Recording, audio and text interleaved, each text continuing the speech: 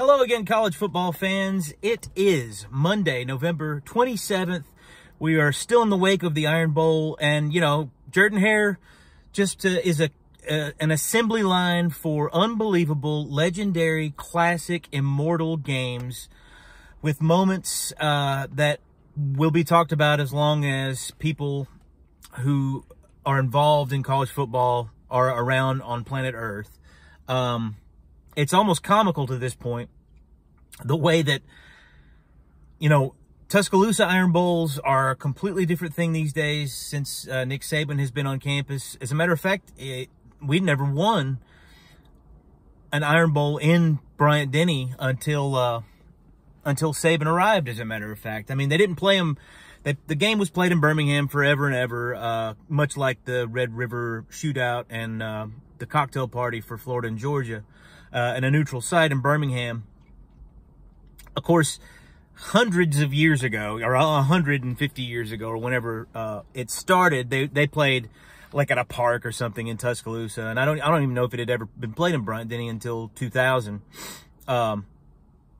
And 2008 was the first time, and an emphatic 36-0 victory for that Nick Saban squad that year. But aside from the comeback in 2010, since Saban's arrival, the Jordan-Hare Iron Bowls are pretty much, you know, if not every game, every other game is a stone cold classic. And we got another one. You know, I'm not going to get into the details of the game. I think every college football fan in the world pretty much knows what went down there Saturday night. On a personal note, I would like to mention that me and my buddy, if you've watched the channel at all, the 5 or 6 of you that do, you know that me and a buddy of mine who is a diehard Auburn fan, we go every year. We've gone every year since 2004. We had to miss in 2015 because of a family emergency on his end. And this year we went down to Auburn, fully intended to get tickets like we normally do.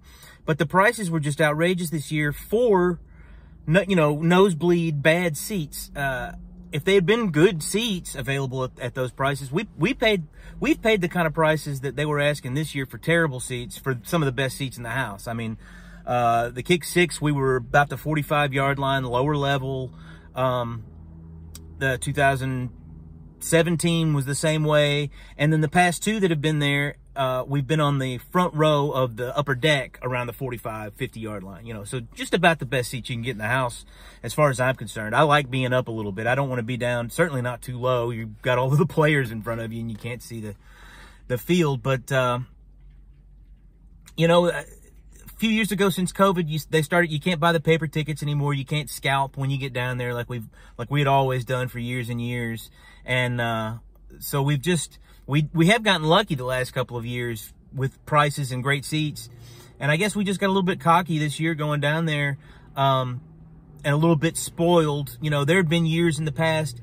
And if Auburn wasn't 6-5 going into the game, if it had been a top 10 matchup, if it had been for the West or something like that, we would have easily, I mean, we would have quickly doled out that kind of money and would have expected to.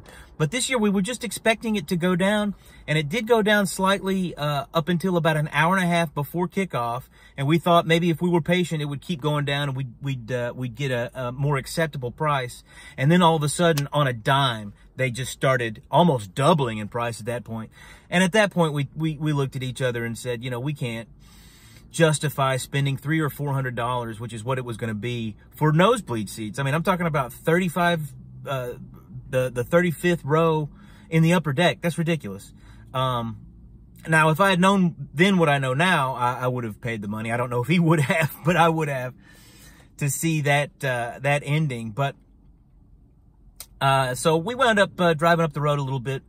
We walked around the stadium during the first quarter, hoping for a miracle, some way to get in.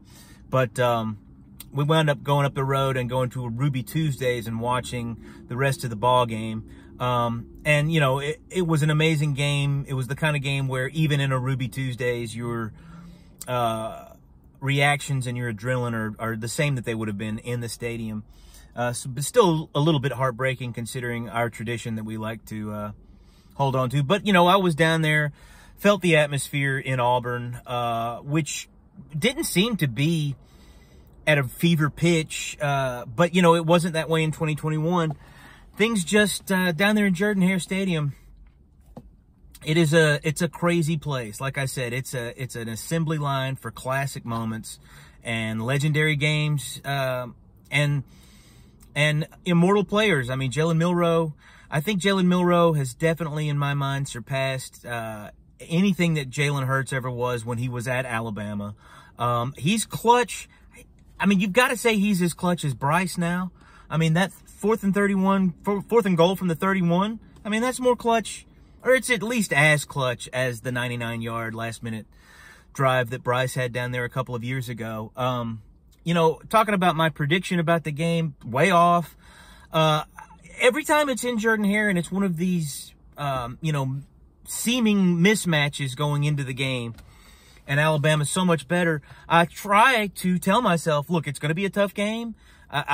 I think the last time I predicted it to be even closer than I did this time. I just figured the way that we have played throughout the season and the way Auburn's offense has been looking, and you know, I think maybe I let the New Mexico State game, even though in my heart I knew that that was bad news for Alabama, I just felt like there had to be some sort of rhyme to the reason, based, you know, surrounding Auburn's talent, you know, was why they let that happen. But I guess they were just completely looking ahead to Alabama. I mean, it's pretty obvious now that's what was going on.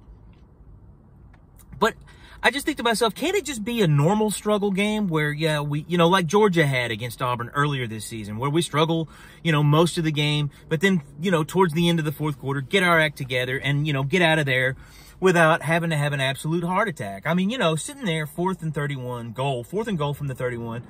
I was just waiting for Jalen Milroe to either get sacked or throw it into the stands, because that's what you always see in those kind of situations. I mean, when do you ever see that play get made?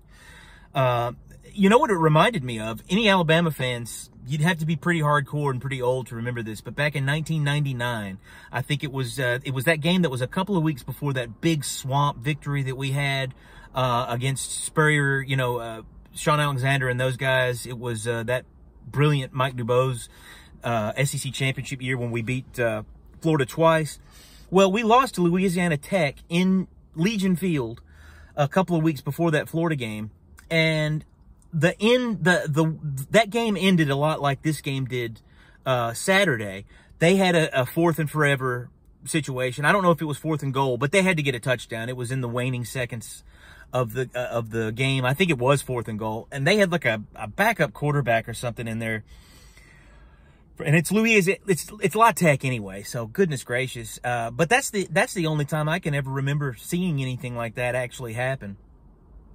So I had already resigned myself to defeat and was already thinking ahead to the Georgia game. And then Isaiah Bond in the back corner of the end zone, and I just lowered my head. And, I mean, I jumped up and screamed when it happened, but I lowered my head right afterwards and just thought, wow, it's unbelievable. These classic, just uncanny moments that you could never imagine happening in Jordan-Hare over and over and over again. And I mean, I know in my preview video about this, I talked about the Michigan-Ohio game, and they had a great game, not another one, but they had a great game. Ours obviously topped it. And I know it's ridiculous to say that the rivalry that you're involved in, that you're close to, is the best, because it's not objective. These are subjective titles that we give to these things. But man, oh man, I think the Iron Bowl is really in the last, I mean, forever, really. I mean, people punt Bama punt, Bo over the top, those sort of things, Van Tiffin's kick, these sort of things are becoming a little bit too old for most people around these days to remember. But, I mean, it became the Iron Bowl for a reason. But it really seems like the last 15 years, 20 years, I guess, since Saban has been there, it just seems like these incredible moments just keep popping up, especially there in Jordan-Hare. And the last Auburn win in Bryant-Denny was a crazy moment, the comeback. Things that you just don't see happen very often in college football. But, yeah, I mean, it's another one.